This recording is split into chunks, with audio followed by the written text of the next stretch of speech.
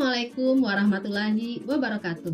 Salam sejahtera Bapak Ibu semuanya. Perkenalkan, saya Mardaili Danhas, Widya Iswara Ahli Madya dari BPSDM Provinsi Sumatera Barat akan menyampaikan strategi pembelajaran Agenda 3 pada pelatihan kepemimpinan nasional tingkat 2 sebagai bahan evaluasi selaku peserta TOT PKN 2 yang diselenggarakan oleh Lembaga Administrasi Negara.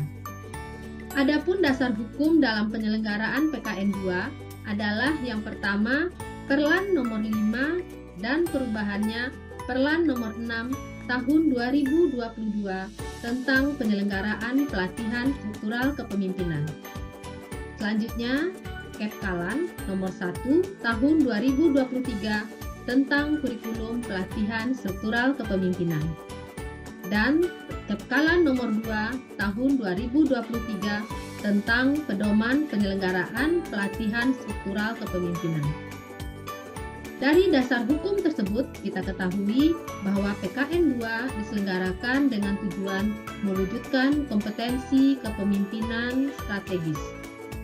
Untuk pencapaian tujuan ini, kurikulum PKN 2 dapat dikelompokkan atas 3 mata pelatihan, yaitu mata pelatihan inti yang terdiri dari 4 agenda, mata pelatihan dasar terdiri atas 3 mata pelatihan dan dapat disesuaikan dengan kebutuhan penyelenggara, sedangkan mata pelatihan pilihan dapat dipilih dari yang ada di Kepkalan maupun di luar itu sesuai kebutuhan peserta. Widya Iswara sebagai pengampu materi sangat berperan pada kelompok mata pelatihan inti. Pada video ini kita akan fokus membahas agenda ketiga, yaitu agenda manajemen strategis dengan 4 mata pelatihan, yaitu manajemen strategi sektor publik, isu strategis, marketing sektor publik, dan public-private partnership. Untuk pelaksanaan pembelajaran dengan blended learning terdiri atas 7 tahapan, yaitu klasikal tahap 1, pembelajaran mandiri, e-learning, pembangunan komitmen bersama, klasikal tahap 2, aktualisasi, dan terakhir klasikal tahap 3. Untuk mata pelatihan pada agenda 3, dilaksanakan mulai dari tahap klasikal pertama melalui ceramah terkait isu strategis dari penceramah, kemudian dilanjutkan dengan pembelajaran mandiri, e-learning, dan klasikal tahap 2.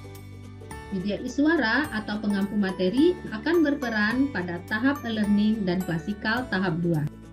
Pembelajaran untuk meningkatkan pengetahuan dan pemahaman agenda 3 dilakukan peserta saat pembelajaran mandiri yaitu hari ke-8 dan 9 melalui Learning Management System atau LMS.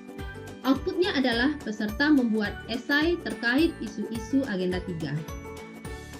Untuk meningkatkan kemampuan peserta dalam penerapan, analisis, dan evaluasi terkait agenda 3 akan difasilitasi oleh Widya Iswara atau pengampu materi pada tahapan e-learning yang dilaksanakan pada hari ke-17, 18, dan 19 dengan total jam pelajaran sebanyak 11 jam pelajaran tatap muka atau sinkronus dan 17 jam pelajaran asinkronus dengan penugasan. Pada hari ke-37 akan dilanjutkan dengan klasikal sebagai diskusi akhir sebanyak 2 jam pelajaran. Selanjutnya kita masuk kepada esensi dari agenda 3 itu sendiri, yaitu bertujuan untuk membekali peserta agar mampu menerapkan manajemen strategis melalui analisis atau diagnostic reading, perumusan, serta implementasi strategi dalam mengelola lingkungan strategis yang didukung dengan kemampuan pemasaran atau marketing sektor publik untuk menjamin efektivitas implementasi kebijakan.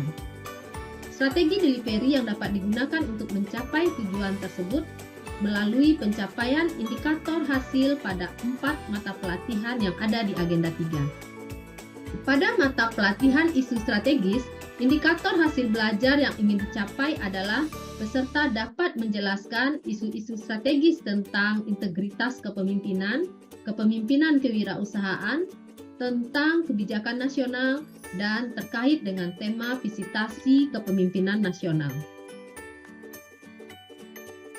Pada mata pelatihan Public-Private Partnership, indikator hasil belajar yang ingin dicapai adalah peserta dapat memahami konsep public-private partnership, mampu menganalisis peluang dan risiko, serta mampu mengembangkan program public-private partnership. Pada mata pelatihan marketing sektor publik, indikator hasil belajar yang ingin dicapai adalah: pertama, peserta mampu menjelaskan urgensi dan relevansi marketing bagi birokrasi. Kedua, peserta mampu menjelaskan konsep umum marketing dan marketing sektor publik. Ketiga, peserta mampu menjelaskan tantangan dan strategi marketing sektor publik yang efektif. Pada mata pelatihan manajemen strategi sektor publik, indikator hasil belajar yang ingin dicapai adalah peserta mampu menjelaskan konsep manajemen strategi sektor publik, peserta mampu menganalisis lingkungan strategis, dan mempraktekkan teknik penyusunan rencana strategis pada instansi pemerintah. Strategi pencapaian hasil belajar dilaksanakan mulai tahap pembelajaran klasikal pertama ketika peserta mendapatkan materi ceramah terkait isu strategis dan belajar mandiri ketika peserta mempelajari agenda 3 melalui LMS dan membuat esai tentang isu-isu terkait agenda 3. Untuk pembelajaran e-learning agenda 3 dilakukan dengan experiential learning melalui refleksi, pemutaran film, diskusi kasus yang didapat dari esai peserta maupun kasus dari jurnal ilmiah maupun berita terkini, dimulai pada hari ke-17. Untuk sinkronus hari ke-17, diskusi kita fokuskan pada analisis potensi program public-private partnership. Untuk asinkronus dapat diberikan penugasan individu berupa analisis kasus dan tugas kelompok berupa perencanaan program public-private partnership yang dapat berupa penyediaan infrastruktur, pemanfaatan aset maupun program public-private partnership di bidang sosial. Berikut ini kisi-kisi penugasan yang bisa diberikan kepada peserta dan dapat dikembangkan sesuai dengan kondisi pembelajaran. Pada hari ke-18, diskusi kasus kita fokuskan pada marketing sektor publik terkait dengan urgensi dan relevansi marketing dalam birokrasi dan juga terkait strategi marketing yang dapat digunakan pada sektor publik. Untuk asinkronus hari ke-18, penugasan individu berupa penyusunan strategi marketing di instansi peserta dan tugas kelompok berupa penyusunan strategi marketing pada program public-private partnership yang telah direncanakan pada tugas hari sebelumnya. Kisi-kisi penugasan sebagaimana dilihat. Dan untuk hari ke-19, diskusi kita fokuskan pada analisis lingkungan strategis dan praktek penyusunan rencana strategis. Penugasan individu pada hari ke-19 berupa kegiatan evaluasi terhadap rencana strategis yang ada di instansi masing-masing peserta. Dan tugas kelompok berupa membuat rencana strategis untuk program public-private partnership yang telah direncanakan pada tugas hari ke-17. Kisi-kisi penugasan dapat dilihat sebagai berikut.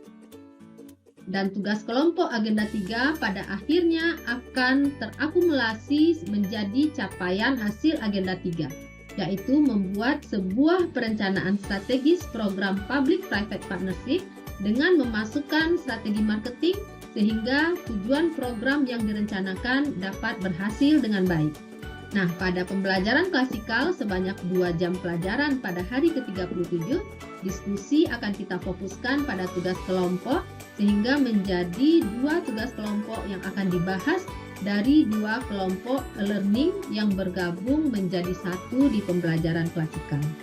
Dengan demikian diharapkan akan terjadi pengayaan wawasan peserta terhadap kegiatan-kegiatan analisis yang dapat dilakukan terkait dengan agenda 3. Demikian strategi pembelajaran agenda 3 dari saya.